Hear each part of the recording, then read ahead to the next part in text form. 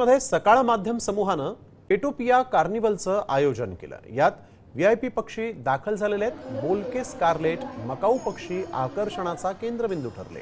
हे पक्षी केवळ काजू बदाम असा सुकामेवा आणि काही फळच खातात। या पक्ष्यांची किंमत देखील 8 ते 10 लाख रुपये इतकी आहे। मकाऊमध्ये हे पक्षी आढळतात। शनिवार आणि रविवार असे 2 दिवस या पेटोपिया कार्निवलचं आयोजन करण्यात आलेलं आहे। वेगवेगळ्या प्रकारचे मासे, सरड्यांच्या वेगवेगळ्या प्रजाती, मांजरी, कुत्रे यांचं जगभरातील 200हून अधिक पक्ष्यांच्या दुर्लभ प्रजाती नाशिककरांना पाहायला मिळणार आहे।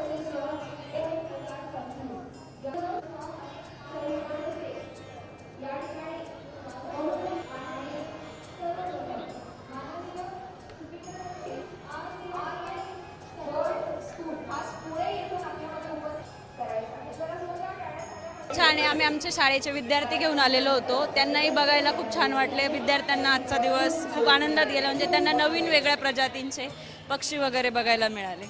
काय बघितलं? वेगवेगळे पक्षी आहेत, मासे आहेत, पोपट आहेत वेगळ्या प्रकारचे, ते सगळे आम्ही बघितले।